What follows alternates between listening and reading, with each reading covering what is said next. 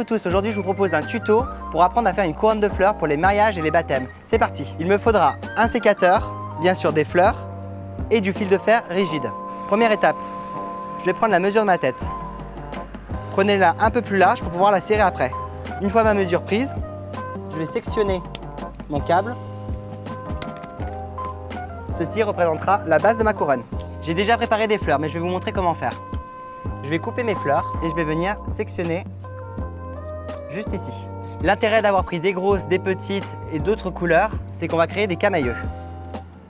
Très simple, je vais venir plier ma fleur très délicatement et je vais venir dans l'intérieur de sa tête, hop, la transpercer. Et du coup, ma fleur est fixée. Après, à vous de jouer pour la couleur, la forme.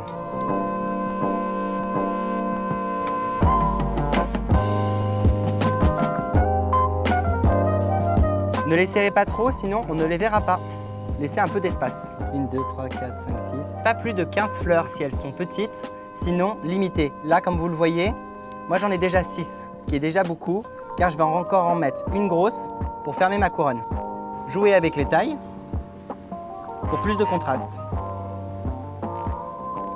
Je laisse volontairement de l'espace, car après je vais mettre du feuillage, ce qui apportera un effet encore plus bohème. Voilà, une fois que mes fleurs sont disposées, vous voyez, j'ai laissé de l'espace. Je vais maintenant prendre mon feuillage. J'ai choisi un feuillage très fin, mais vous pouvez aussi prendre du feuillage plus épais. Et je vais venir le placer entre, c'est-à-dire à ce niveau-ci, en sortant les feuilles, je vais venir entourer comme ceci et en plaçant derrière les fleurs. Pour fixer, je vais prendre des petits morceaux de fil de fer pour venir la fixer face intérieure, celle qui sera vers votre crâne. Serrez bien pour un bon maintien. Bien sûr, pour éviter de vous griffer le crâne, on va reprendre après les petites attaches. Voilà, ma couronne de fleurs est terminée. Je vais appeler mon modèle. Pour terminer, je vais juste repositionner mes fleurs et mes feuilles comme je le souhaitais. Pour sophistiquer davantage votre coiffure, vous pouvez aussi venir twister vos cheveux comme ceci et les mettre à l'intérieur de la couronne de fleurs, derrière les fleurs.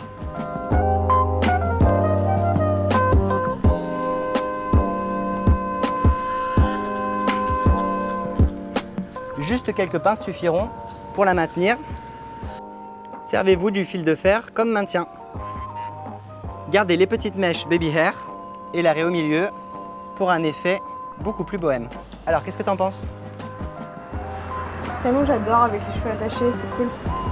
Merci Gianni pour ce moment et cette astuce. Je t'en prie. À bientôt.